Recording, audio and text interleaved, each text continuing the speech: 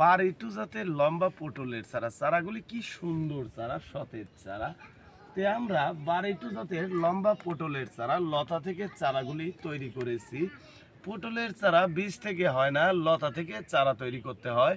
পুরুষ এবং মহিলা চারা উভয়ই প্রয়োজন, কারণ আপনি যখনই পটলের চারা রোপণ করবেন 10% মেয়ে চারা 10% পুরুষ চারা রোপণ করতে হবে, আর বাদ বাকি 90% মেয়ে চারা রোপণ করতে হবে।